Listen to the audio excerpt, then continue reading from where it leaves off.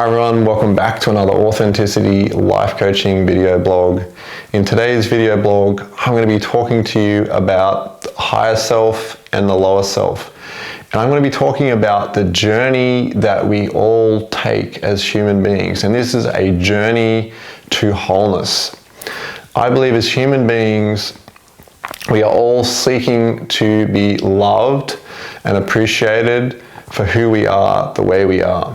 And that is what being whole is all about. It's about learning to love ourselves the way that we are and love all aspects of ourselves. And this journey to wholeness is about that journey of loving and embracing and stepping into the aspects of ourselves that at some point in our life we made a decision that these parts of ourselves were not good enough, that they're unworthy, that we need to hide them from the world, that we need to lock them away and throw away the key. And so often as children, we learn through negative experiences or traumatic experiences or painful experiences to shut down aspects of ourselves and to disown or dislike or to really just try and hide aspects of ourselves so that we avoid criticism, we avoid pain, we avoid repeating the same experiences again. We avoid the negativity, the trauma, the memory. There's on so many different levels. We try so hard to disown and to push these aspects of ourself, which really represent our lower self. We try to push the lower self down and out of sight so that we don't have to deal with it. The problem is when we bury our lower self, when we bury the things that we believe are the negative or bad aspects of ourselves, what we do is we also bury our light. We bury our gifts. We bury our magnificence. We bury all the beautiful things about ourselves as humans. And so we have to learn to, on this journey, to integrate these lost aspects of ourself, these parts of the lower self that have been shunned, that have been disowned, that we've disassociated from.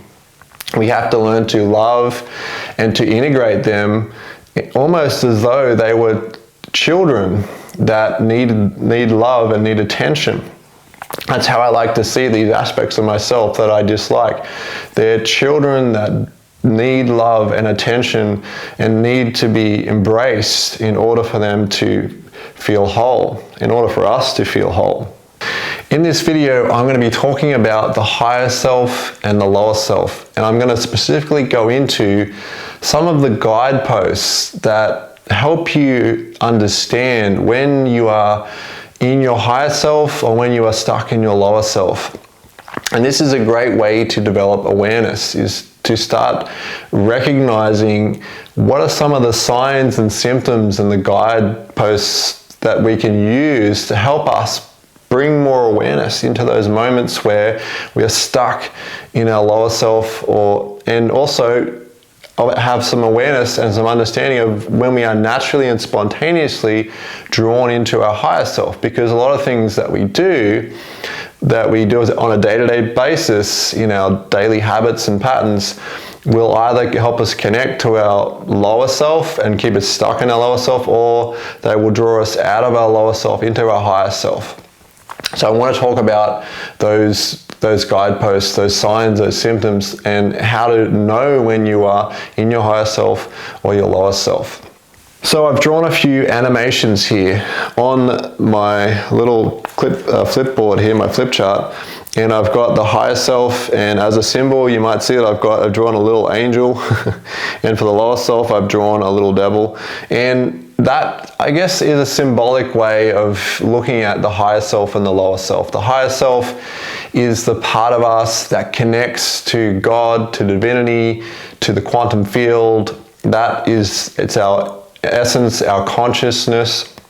And the lower self represents our body, our five senses, the physical laws of the universe. It represents our emotions. It represents all of these human, I guess, more human aspects of our experience. And in a sense, the human experience is these two sides of ourself coming together as one whole. And so when we try to disown one side of ourself or the other, we create an internal battle. And this internal battle creates a lot of conflict. It creates a lot of pain. It creates a lot of suffering. It creates a lot of dysfunction. And so the goal of this journey is not to try and repress or bury or hide or get rid of the lower self, and it's not to try and exclusively be a saint and go and live in a cave and meditate for 40 years. It is about learning to integrate the two sides of ourself into a state of wholeness. And it's about learning the ways in which we can integrate our lower self so that we can connect to our higher self. And that's what I want to go through and talk about. So in the second part of this video, I'm going to go through and talk about some of the practices you can engage in that are highly effective for connecting you to your higher self through integrating the lower self. And so let's get started. So I've got a few guideposts here to talk about the lower self. And again, you can see my lovely little drawing here of the little devil. Okay, so it's probably not entirely accurate, but I like to use animations to sort of help create some symbology in the work that I do. So the first guidepost that I have here for the lower self is the lower self sees life as black and white, good or bad, loss or gain. It sees life as one-sided. So when we're in our lower self, we tend to see everything as black and white, as the two extremes. It's all or none. And so if you look at a lot of the wars, a lot of the, fights and different conflicts that happen around the world, you will notice that it's so often about one person being right and the other person being wrong, okay? And there's this sense of seeing things as one-sided. My way is the right way, your way is the wrong way. And you'll see this in relationships that you engage in, whether it's at work or at home, with your family, wherever it is.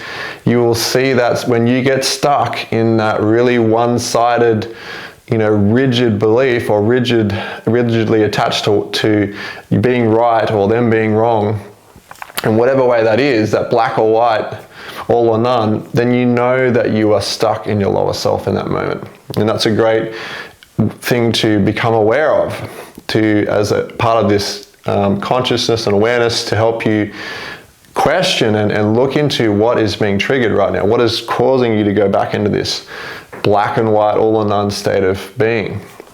Okay, so the next one is sees life as random and disordered. Okay, so when we're in our lower self, we tend to be in this state of fear, maybe fear and guilt and shame. So we tend to see life as random, as disordered, as chaotic, as a scary place. And so we don't see any synchronicities because we have tunnel vision. We're in this very limited version of reality, and that's often when we're stuck in our lower self. So the next one is sees life through the lens of fear, guilt, and shame. So again, when we're in our lower self, some of the emotions that are very commonly attached to us being really stuck in our lower self are being stuck in patterns of fear, guilt, and shame. So we're constantly feeling like we are being sabotaged, brought down energetically, and sapped because we're stuck in these emotions. That is a sign that we're stuck in our lower self. And the last one on the bottom of the page here is lives in the past and is run by the past experience. So when we are in our lower self, we are stuck in the past, and we're living from that past experience, that painful past experience, that trauma. We're reliving it and recreating it in our future. So our past is almost being projected onto our future, and we're stuck in that cycle, that pattern. I'm going to turn this over and we'll go on to the next one. So when we're in our lower self, we avoid pain and we seek pleasure, okay? So again, it's those two extremes. Avoid pain, seek pleasure. And that again is a sign that we are disintegrated, that we're in a primitive state of being, of fear, of guilt and shame, we tend to disassociate and disconnect from our whole self. And so as we do that, we tend to go into looking for pleasure, and we avoid pain. That's the natural reaction when we're in the sympathetic nervous system, when we're in fight or flight. Our natural response to life is to seek pleasure and to avoid pain. We seek pleasure oftentimes through numbing and through addiction and through, coping mechanisms to try and, cope with the pain, or to escape the pain, as you might say. The next one is the lower self experiences a sense of separateness from people and things. So when we're in our lower self, we see it as us versus them, as everything is separate parts that are random, and there's no sense of seeing everything as a whole, as one. The last one on the list here is the lower self is judgmental and always comparing itself to others. So when we're stuck in our lower self, we always tend to be judgmental, very judgmental. This is good, this is bad, I'm right, you're wrong. We tend to always be judging either ourselves and expressing judgment towards ourselves or judgment towards others.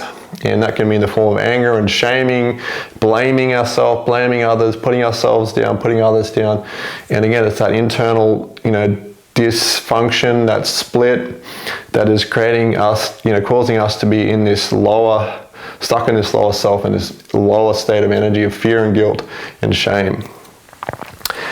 So now we're going to move over and move on to the higher self. Okay, so the higher self, this is, again, the guideposts, the signs and symptoms that let us know that we are in alignment with our higher self. So the first one is that when we're in our higher self, the higher self sees both sides of life and embraces them equally. So when we're in our higher self, we tend to be able to see both sides and embrace them equally. Both sides of ourself, we see our whole self, we see both sides of others, and we're able to embrace them equally without having that strong black or white bias. The next one is when we're in our higher self, the higher self sees the higher order in things. So when we're in our higher self, we tend to see the divinity in ourselves and others. We tend to be able to be more loving and compassionate and embrace everything as it is and love everything as it is, the way it is. We tend to be more in gratitude. There are feelings and emotions that are more attuned to when we're in our higher self. The next one is sees life through the lens of gratitude and love. I've already talked about that, but gratitude and love are probably the biggest hallmarks of when we are connected to our higher self, that we will experience that deep sense of gratitude and love for ourselves, for others, for life as it is. The next one I've written here is learns from past experiences. So our higher self is much more adaptable, and it's much better at learning and integrating from our past experiences. So the higher self essentially has the ability to grow and adapt and be more resilient and overcome adversity because it learns from its past experiences. The bottom line there is that the higher self lives in the present moment. So when we are fully connected to our higher self and we've integrated our lower self, we are completely present. We are in the moment. And in that state of presence, where we tend to be more whole, and we tend to be more compassionate and all those other things that we experience. I'm going to turn this over to the next page. So the next one is the higher self lives for its higher purpose.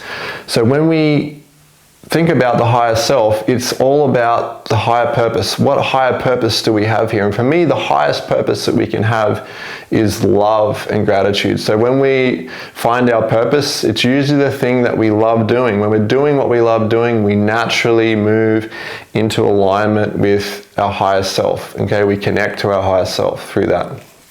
The next one is embraces pain and pleasure equally. So when we're in our higher self, we tend to be able to embrace pain and pleasure equally because we're not judging one as bad or good. We're able to see the whole as two sides of life's coin that we love and embrace equally. And that because of that, we can move and experience pain and pleasure without getting attached or stuck in it.